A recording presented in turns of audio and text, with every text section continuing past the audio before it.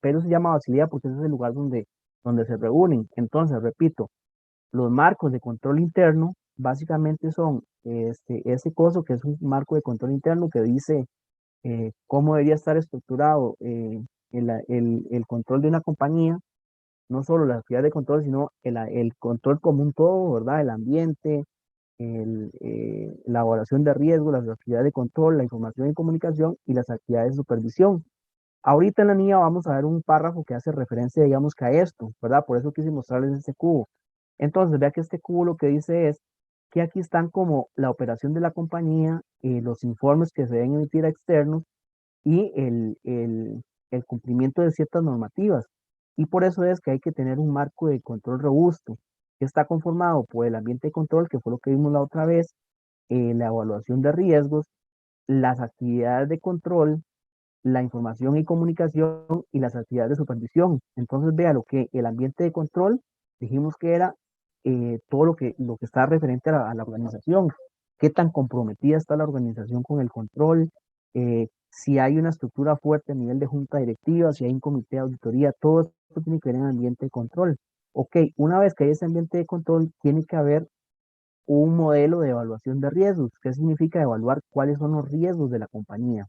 Estos riesgos que dice aquí son los riesgos de negocio de la compañía. Ustedes deberían tener en sus compañías, cuando sean directores, un modelo de evaluación de riesgos que tienen que ser sus riesgos relevantes, ¿verdad? No es identificar ahí los riesgos que no tienen peso, sino los riesgos que pueden ser relevantes. Estos riesgos deben estar mitigados por actividades de control, ¿ok? Y dentro de ese costo también hay que evaluar la información y comunicación. ¿Cuáles son los sistemas que se permiten para la información y controles de esas actividades de control? Es decir, cómo llevo yo mis controles y además cómo comunico mis controles. Y lo otro es, una vez que está establecido los controles, es importante las actividades de supervisión. ¿Cómo le doy seguimiento yo a que esos controles están siendo efectivos? ¿Ok? Y esto es muy importante, todo esto, vea que es importante y está amarrado con la entidad. Una entidad se divide, valga la redundancia, en divisiones, unidades operativas y funciones. Entonces vea que las compañías, y ahorita le hago referencia al párrafo directamente en la niña donde dice, ok, mi compañía tiene mis objetivos, objetivos generales. El cumplimiento, el no cumplimiento de esos objetivos implica un riesgo. Entonces ahí es donde yo debo enfocar mis actividades de control. Los riesgos de negocio son más amplios que los riesgos de que exista una incorrección material. Y eso ocupo que les quede muy claro. El responsable de los riesgos de negocio es la administración, son ustedes los directores. El responsable de los riesgos de incorrección material es el auditor. ¿Qué significa? Que ustedes son los dueños y los responsables de hacer esta evaluación de riesgos. Y dentro de esta evaluación de riesgos hay una partita chiquita que impacta a los estados financieros. Esos riesgos que impactan a los estados financieros son los que el auditor debe verificar que ustedes como directores ya los tienen debidamente identificados. Entonces, quise mostrarles esto como para que vean la relación entre la operatividad de la empresa, entre los objetivos de la empresa y ese ambiente de control de la compañía. Muchas gracias, Pedro, que me dice que sí, que Basilea está en Suiza. Em, pues vamos a mostrarles aquí lo de la niña.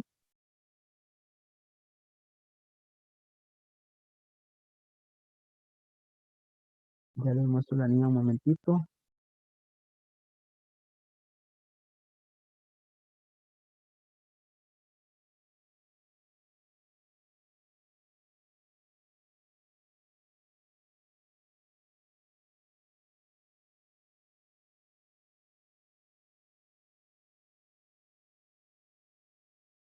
Me dice cuando ya pueden ver la niña 315.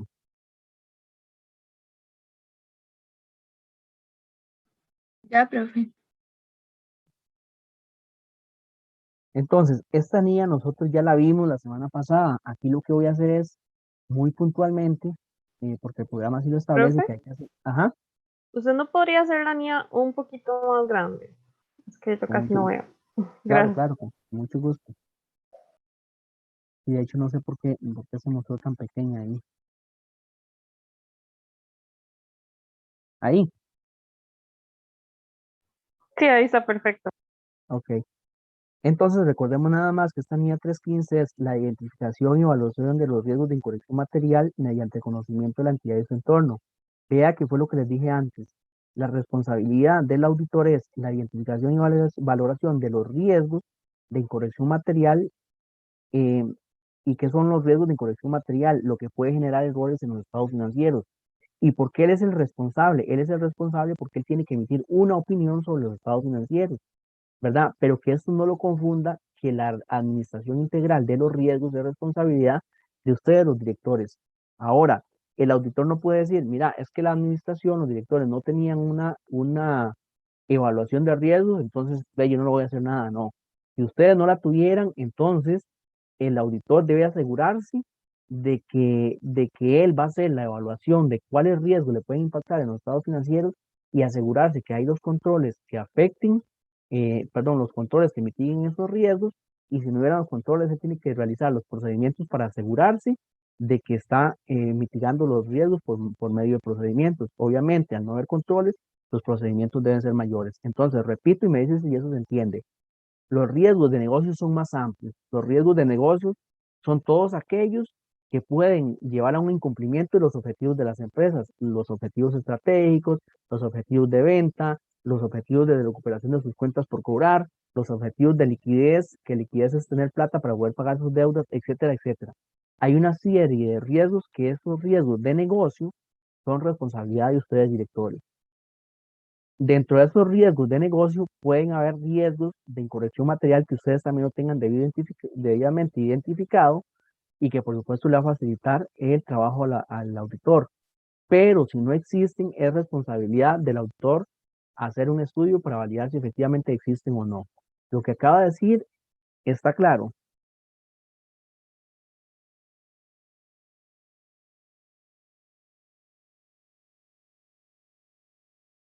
¿Sí está claro o no está claro? Ok. Entonces, repasando lo que dijimos la semana pasada, dice que el objetivo de esta NIA es el objetivo es identificar y valorar los riesgos de incorrección material debido a fraude o error, tanto en los estados financieros como en las afirmaciones. Y vea que subrayé afirmaciones, que ahorita vamos a ver qué las afirmaciones. Entonces, la NIA lo que dice es, el auditor debe concentrarse en los riesgos de incorrección material en los estados financieros y en sus afirmaciones. Y ya casi vamos a ver qué son las afirmaciones más adelante.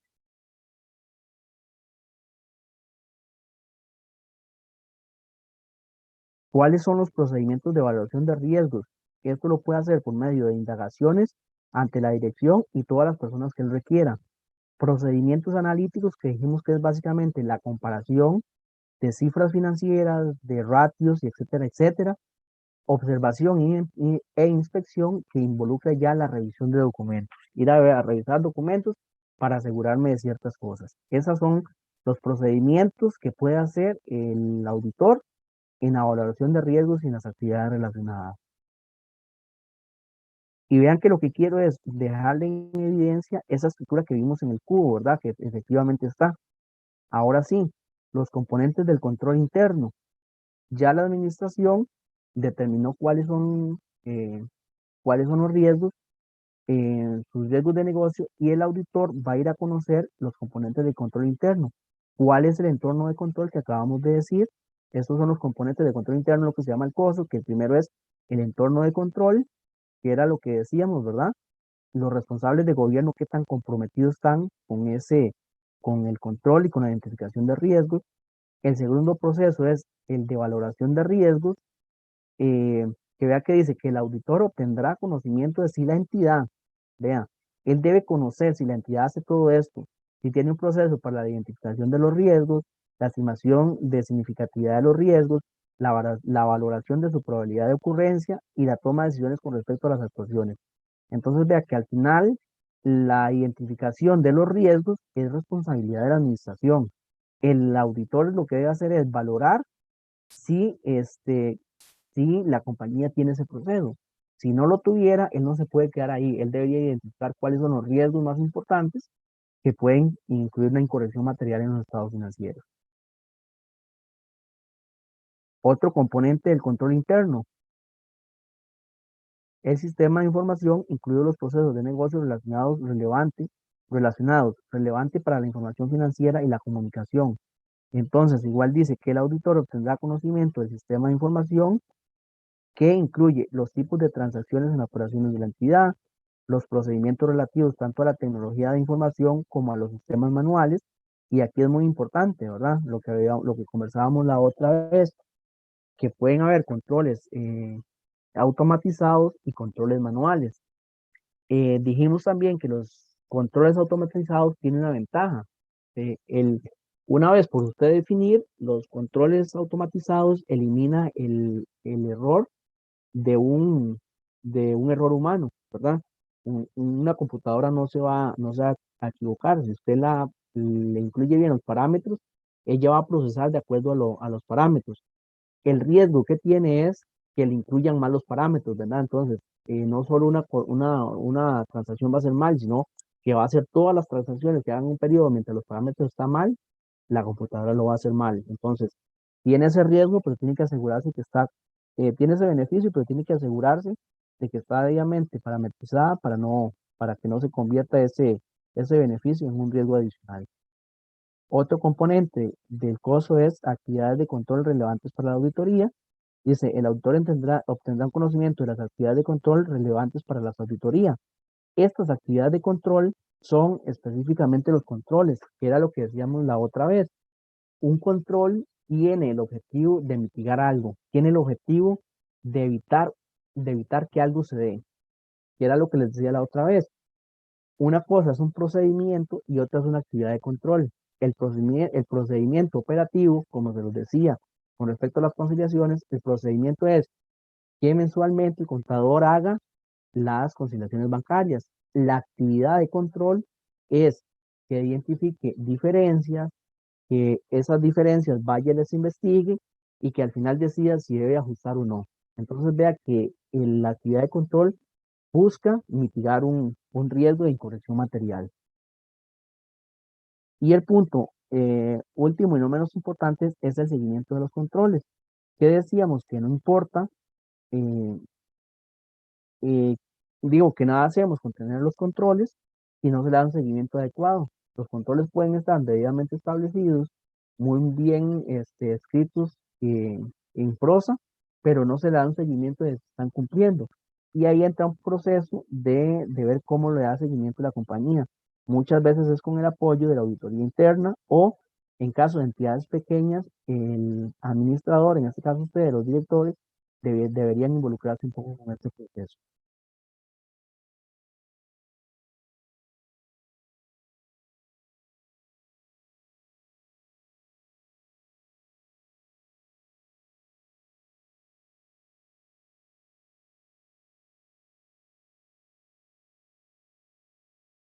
Aquí estoy pasando rápido porque la idea es hacer repaso de los párrafos relevantes.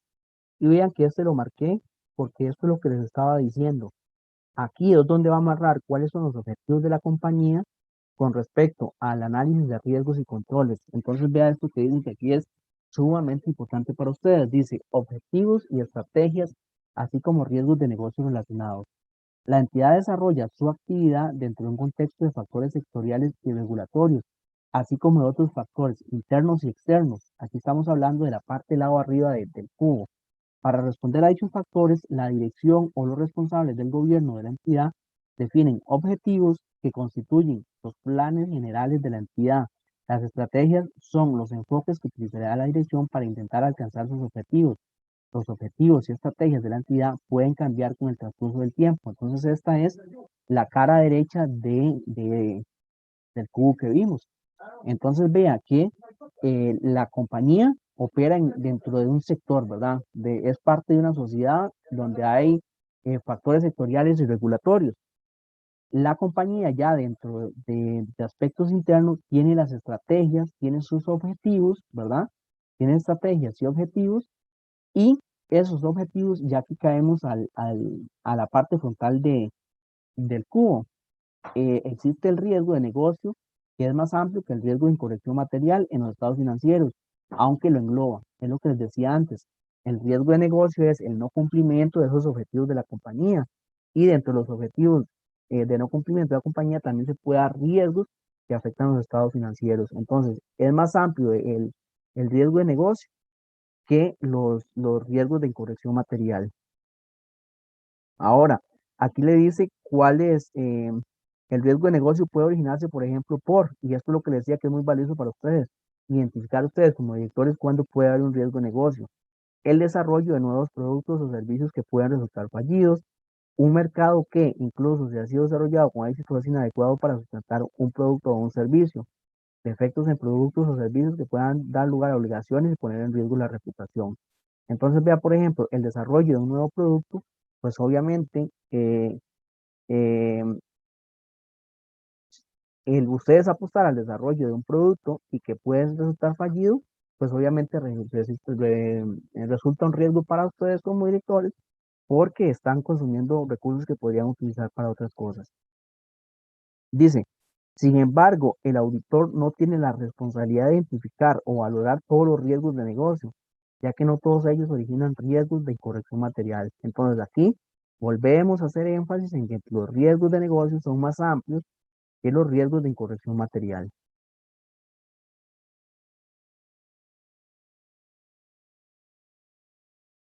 Dice, como ejemplos de cuestiones que el auditor puede tener en cuenta para obtener conocimiento de los objetivos, las estrategias y los correspondientes riesgos de negocios de la entidad que puedan dar lugar a un riesgo de incorrección material en los estados financieros, cabe citar lo siguiente.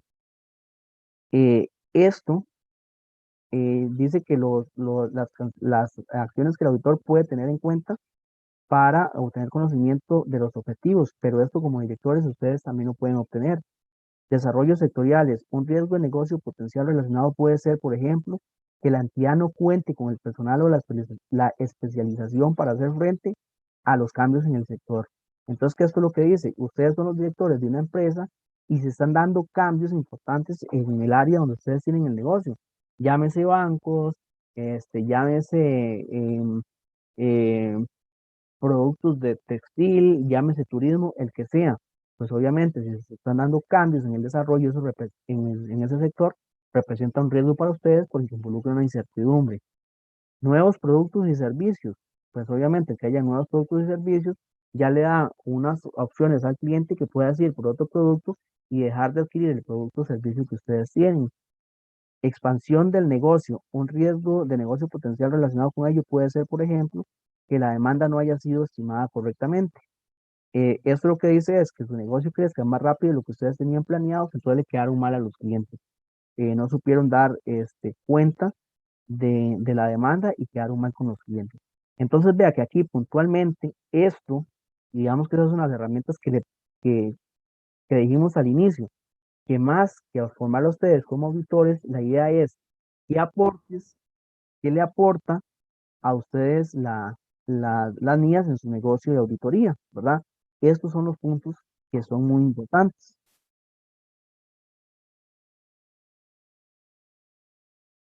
Chicos, si les parece, hoy solo está el repaso de esta niña 315. ¿Les parece si no hacemos el recreo, seguimos directo y salimos de una vez? Creo que tipo, no sé, como 8:15 estaríamos saliendo. ¿Les parece si seguimos directo? Por mí está bien, profe. Por mí también. Perfecto. Ok.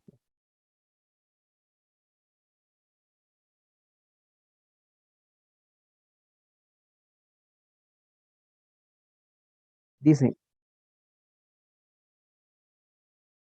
la guía de aplicación siguiente relativa al control interno se divide en 4 secciones. Naturaleza general y características del control interno. Controles relevantes para la auditoría. Naturaleza y extensión del conocimiento de los controles relevantes y componentes de control interno. ¿Ok? Entonces, precisamente, hoy estábamos hablando con una compañía que requiere que le haga un análisis de sus controles internos. ¿Y qué les decía yo? Y ustedes también como directores, les interesa mucho. Yo les decía a esa empresa que por supuesto que es muy importante que la compañía no se llene de controles y que se amarre de controles. Primero, que no haga una identificación de un montón de riesgos que no les sirven para nada. La idea no es identificar riesgos que no tienen, que tienen bajo impacto y baja probabilidad de ocurrencia. Esos riesgos ustedes no tienen que prestarle ni siquiera atención, porque entonces, ustedes como directores, ¿en qué están interesados? Ustedes están interesados en que sus objetivos de negocio se cumplan. ¿Ok? ¿Y en qué le va a interesar? No es que los controles no sean importantes, claro que son importantes. ¿Por qué? Porque los controles le permiten a ustedes mitigar riesgos que podrían llevar al traste sus objetivos, pero ustedes deberían concentrarse en los riesgos que son relevantes y en los controles que son relevantes. Una errónea identificación de ustedes de los riesgos relevantes y de los controles relevantes haría primero que ustedes pierdan su tiempo en tiempo que pueden dedicar al desarrollo de su negocio, de su compañía en la cual ustedes son directores. Y lo otro es que al dedicarse en riesgos, si ustedes se enfocan en riesgos pequeños y no en los riesgos relevantes, podría ser que estén descuidando un riesgo que al final le va a impactar su negocio. Entonces, vean este tema y por eso le puse ahí bueno, la idea de hacer un asterisco, eso se parece a un asterisco. Eh, la idea es que ustedes el día de mañana recuerden que lo que deben identificar son riesgos relevantes y controles relevantes, y que el tema de riesgos y controles no los puede atar a ustedes como directores, tanto que no les permita dedicarse a la operatividad de su empresa.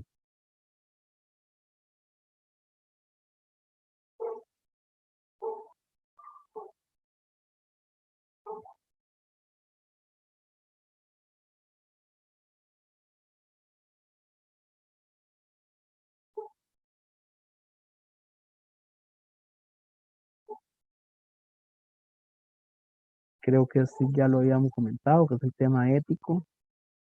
No me interesa retomarlo.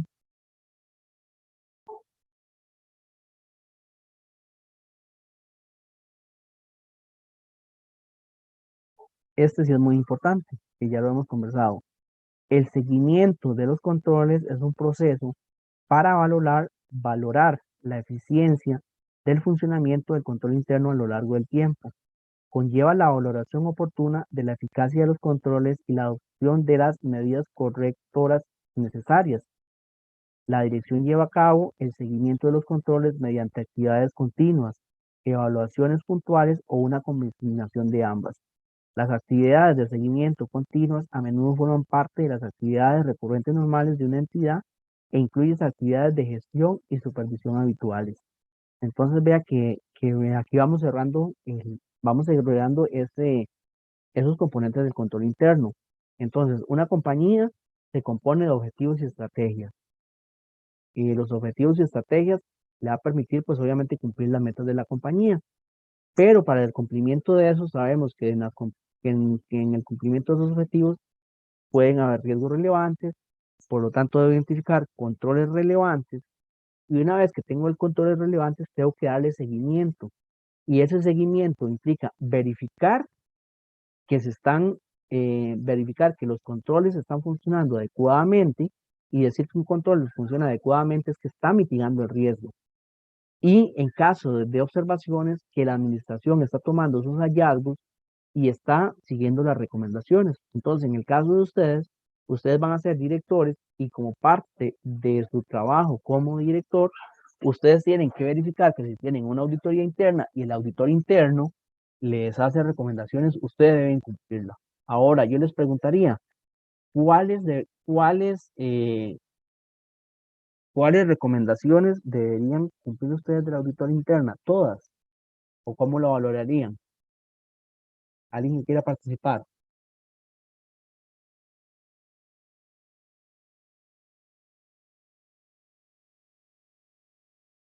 La re- Ajá, de los auditores internos.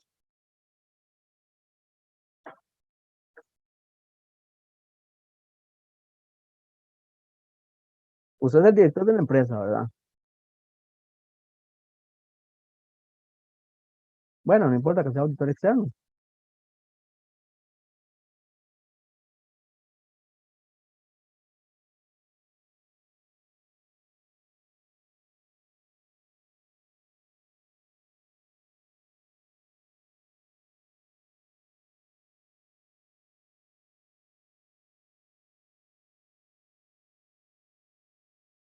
Pero bueno, eso que usted, no, pero que usted acaba de decir, eso es una estrategia de negocio. El auditor no se puede meter con estrategias de negocio. Puede ser con tema de control interno.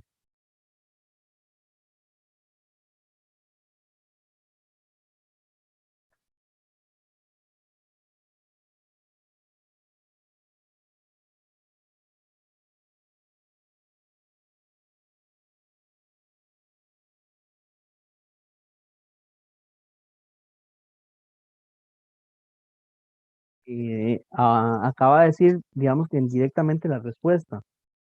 ¿Qué pasa con esos 6 meses? Esos meses que son tiempo, ¿verdad?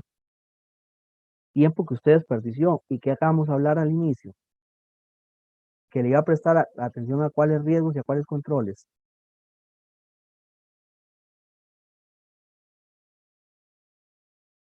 No. ¿A los que son qué? Los más relevantes. A los que son más relevantes. Entonces, usted le va a hacer caso a lo que diga el auditor interno. Lo ideal es que sí, pero ustedes van a valorar si las recomendaciones que están haciendo el auditor interno o el externo son relevantes, ¿verdad? Entonces, perfectamente, ustedes no tienen por qué seguir la recomendación de los auditores. Vamos a ver, sí tienen que tomarlas en consideración, pero cuáles aplicar son las que ustedes consideren que son relevantes. Si el auditor hizo mal su trabajo y recomendó controlcitos que no sirven de nada, que no mitigan un riesgo importante, ustedes tienen toda la potestad como director de decir, no, ese riesgo o ese control para mí no es relevante. Yo voy a aplicar, entonces, sí, va a haber una respuesta donde el auditor interno o el externo dio 10 recomendaciones y esas 10 recomendaciones ustedes consideran que 6 son relevantes y 4 no, de acuerdo. De estas 6 le vamos a dar seguimiento y a estas 4 no porque no son relevantes y pues obviamente documentar porque no las consideran relevantes, ¿verdad?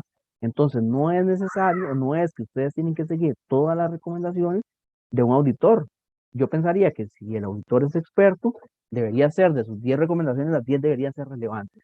Entonces, si las 10 son relevantes, ustedes van a seguir al pie todas las recomendaciones, pero si no son relevantes, no deberían seguirse las 10, sino solamente las que son relevantes. Ahora, como parte de este proceso de control, es muy importante que ustedes se tomen el tiempo y lo primero que yo haría como auditor externo es, o como cualquier regulador externo, es verificar, ok, ¿hay recomendaciones de la auditoría interna o externa? Sí. ¿La administración le dio seguimiento? Sí. Y ese seguimiento implica decir, esas que son relevantes las voy a aplicar, aquí está la aplicación y estas no son relevantes por esto y no las voy a aplicar. Entonces, vea que ustedes como directores tienen que tener esa capacidad y repito, el objetivo de la norma, si bien está bien y está para el cumplimiento de los auditores, ustedes también le pueden sacar provecho en documentar eh, cómo comportarse ante una auditoría o ante las recomendaciones de un auditor.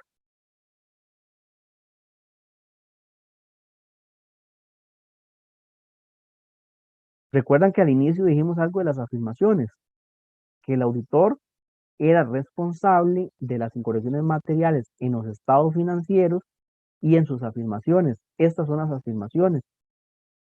Dice,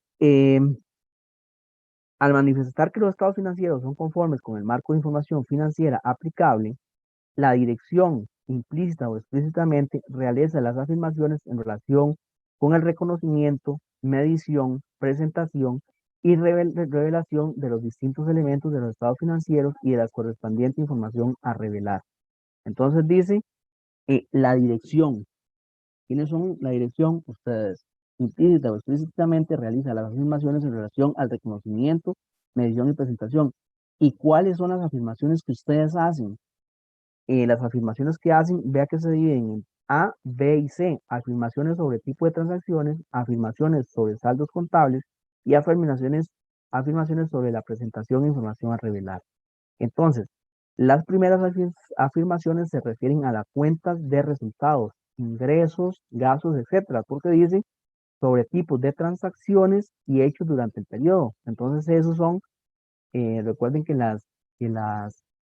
los resultados es por un periodo, por eso es que estas afirmaciones son para resultados. El punto B dice afirmaciones sobre saldos contables. Recordemos que las cuentas de balance son acumulativas, es decir, tienen un saldo de este año y se sigue acumulando. Entonces, cuando dice sobre saldos contables, se está haciendo referencia a cuentas de balance de situación. Y el otro es afirmaciones sobre la presentación e información a revelar. Este último ya es directamente sobre los estados financieros como un todo y sobre las revelaciones. y cuáles son las afirmaciones que tiene que hacer ustedes y el auditor tiene que validar. Dice, ocurrencia. Las transacciones y hechos registrados han ocurrido y corresponden a la entidad. Entonces, aquí lo que significa es que las transacciones del estado de resultados se dieron y están debidamente documentados. Entonces, una manera de corroborar la afirmación de ocurrencia es que las transacciones están debidamente documentados. En caso de una venta, bueno, que tiene la respectiva factura y que esa factura fue cobrada. A veces no solo basta con tener la factura, porque puede ser que el contador, como decíamos, por un tema de fraude, hace una factura para inflar las ventas para que el de ventas que cobra comisiones sobre ventas pueda cobrar una comisión más, ¿verdad? Entonces, no puedo conformarme solo con que esté la factura, necesito ver el cobro de esa factura. Entonces, ya cuando se cobró, de ahí el contador no le va a servir inflar la factura y pagar más, porque ¿dónde va a sacar la plata para pagar la factura? Entonces, la ocurrencia es que tenga la documentación respaldo. Integridad. Se han registrado todos los hechos y transacciones que tenían que registrarse. Entonces, la palabra integridad indica que todas las transacciones están, ¿ok? Que todas las transacciones que debían estar estaban, ¿verdad? Que no se quedó ninguna por fuera. Que, ok, en la contabilidad registrada 20 facturas, pero integridad es asegurarme si eran realmente 20 facturas o eran 25 y se dejaron 5 sin registrar. Eso es integridad, asegurarse que la afirmación que ustedes están haciendo, en este caso de su parte, afirmar que los resultados son íntegros es afirmar que todas las transacciones están y pues obviamente para hacer esas afirmaciones hay que estar debidamente documentados. Exactitud es, sabemos que sí existe un documento, pero es asegurarnos que el documento fue, eh, fue registrado por las cantidades y montos que debió haber sido. Entonces, puede ser que una factura eh, que una venta se realizó, eso es ocurrencia, que todas, me aseguro que todas las facturas fueron registradas, que eran 25, y efectivamente en la contabilidad hay 25, eso se llama integridad, y exactitud es que si que la factura era por 2.000 o por 5.000 colones, el registro se hizo por 5.000. A veces en un tema de exactitud se puede dar por error o por fraude, muchas veces por error hay personas que leen 5.970 disléxicos, creo que se llama eso, leen en lugar de 5.970, 5.790, ¿verdad? Le dan vuelta a un número. Entonces, a pesar de que sí, de que la factura, de que la transacción ocurrió, de que todas las facturas están registradas, al momento de registrarla no se registró por el monto que debía ser. Eso se llama exactitud. Corte es que se haya registrado en la fecha que es. Si el servicio se brindó en septiembre, tiene que registrarse en septiembre. Si ustedes un servicio que se brindó en septiembre lo registraron en octubre, hay un problema de corte, porque se está registrando en el mes que no es. Clasificación es que si es un gasto de mantenimiento, se registre como gasto de mantenimiento, no que un gasto de mantenimiento se registre como gasto de depreciación, o que un gasto de depreciación se registre como un gasto de amortización. Esas son las afirmaciones que aplican sobre los estados de resultados. Después, las afirmaciones de las cuentas de balance son muy similares a las que están arriba, solo que el nombre cambia. Existencia, los activos y pasivos y el patrimonio neto existen. Esto es que la cuenta por cobrar es real, ¿verdad? Que efectivamente hay una cuenta por cobrar y que hay una persona que nos va a pagar esa cuenta por cobrar. Eso se llama existencia. Derechos y obligaciones es que la compañía tiene la documentación que le permite el derecho de esos activos o le está endosando la obligación de una deuda. Entonces, por ejemplo, en el caso de, de un vehículo, de que la compañía tiene eh, que la compañía tiene la documentación, el registro de propiedad y demás, que indica que ese activo es de la compañía. Y en el caso de obligaciones, pues obviamente que hay un documento que respalda que hay una deuda con un banco. Integridad es el mismo concepto que vimos arriba, que todas las transacciones estén registradas. Y valoración e imputación significa que la valoración se haya hecho, que el registro se haya hecho por el monto adecuado. Entonces, en eso entra, por ejemplo, el registro de un activo y lo que veíamos en las contabilidades. ¿Qué pasa si yo tengo un edificio registrado por 100 millones pero la zona donde estaba ya no es una zona tan atractiva comercialmente, ya no vale 100 millones, sino que vale 25 millones. Entonces, la valoración del edificio, aunque inicialmente se registró bien, ya no está correcta porque se está registrando por un monto menor. Y las afirmaciones sobre la presentación, información a revelar, eso tiene que ver más que todo con un tema de notas. Entonces, igual, la ocurrencia y derechos y obligaciones son las revelaciones que yo tengo que hacer en los estados financieros sobre las cuentas de balance. La integridad es igual que todas las notas que deben estar lo están. Por ejemplo, en activo fijo, que yo estoy revelando cuál es el método de depreciación, cuántos años son los años de depreciación, eh, si hay un método de depreciación, uno o varios, y cuáles son los métodos de depreciación por activo. Por ejemplo, clasificación y comprensibilidad es lo mismo que las notas están debidamente aplicadas a los activos a las cuentas que deben de ser, ¿verdad? Que todas las notas están detalladas de acuerdo a cada uno de los activos que están en el balance de situación o las cuentas de resultados. Y igual la exactitud o valoración, que toda la información que se están dando en las notas son exactas y están íntegras. Hay consultas sobre las afirmaciones.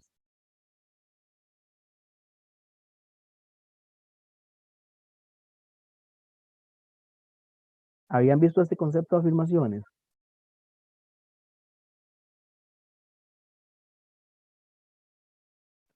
Yo no, profe. Ok. Entonces vean que arriba dice que, que la opinión del auditor, obviamente él tiene que asegurarse que no hay incorrecciones materiales en los estados financieros y en sus afirmaciones. Entonces, el auditor tiene que realizar procedimientos para saber que las cuentas de resultados ocurrieron, son íntegras, se registraron exactas, que se registraron en el periodo que son y se clasificaron en la cuenta que son. Con respecto a las cuentas de balance, que los activos realmente existen, asegurarse de que si dice que hay 10 computadoras están, ir a hacer una toma física y no asegurarse que hay 10 y que no son 9 las que están. Derechos y obligaciones, los decía que hay los títulos de propiedad o el contrato de una deuda. Integridad es que todos los activos los activos y pasivos que debieran estar, lo están. Y la valoración, que se hizo la valoración correcta. Pero también dice, entonces, el auditor debe asegurarse que en los estados financieros todas esas afirmaciones se cumplen. Y ustedes como directores dicen, al manifestar que los estados financieros son conformes con el marco de información financiera aplicable, la dirección, ustedes implícitamente o explícitamente realizan las siguientes afirmaciones. Entonces vea que ustedes son los que hacen estas afirmaciones. Entonces ustedes tienen que asegurar que efectivamente los estados financieros y las cuentas de balance de resultados y las notas están cumpliendo con eso. ¿Hay preguntas sobre las afirmaciones?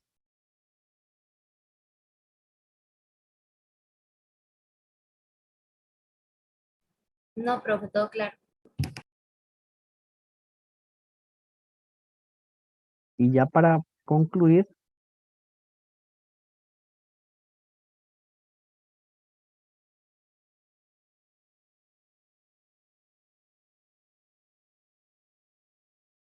es esto. Vea que dice condiciones y hechos que pueden indicar, perdón, la existencia de riesgos de incorrección material. A veces ustedes como directores, era lo que decía, bueno, a veces no hay regulaciones muy claras o marcos que le aporten. Entonces le decía la otra vez que uno a veces en la práctica, en la vida profesional, uno dice, pucha, ¿por qué no le puse atención al profesor en X cosa? Porque a veces cuando se lo piden a uno, no sabe de dónde obtener la información. Entonces, por eso es que le pongo un asterisco también a este, porque esto es una manera donde ustedes pueden identificar la existencia de riesgos de incorrección material, ¿verdad?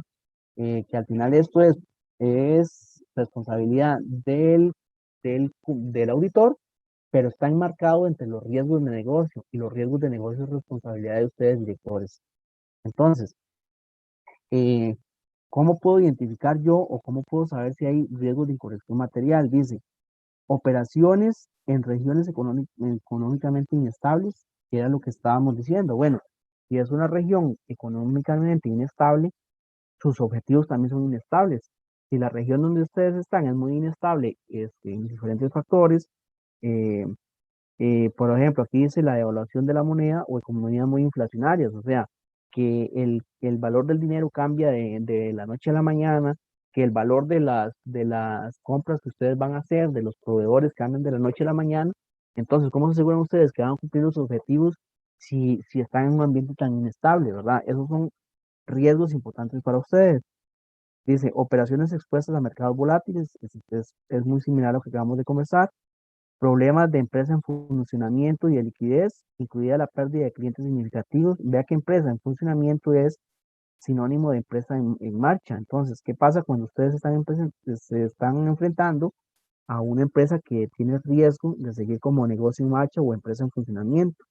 ¿Verdad? Eso obviamente significa un riesgo y ustedes tienen que mitigarlo. Tienen que establecer los controles o las acciones para mitigar ese riesgo, que es, por ejemplo, el riesgo de liquidez. El riesgo de liquidez es que ustedes no tengan el dinero oportunamente para hacer los pagos necesarios. Entonces, debe haber una estrecha relación entre los activos que ustedes tienen a corto plazo y sus pasivos. Por ejemplo, si ustedes puedan documentar que si tienen deudas que tienen que cancelar en el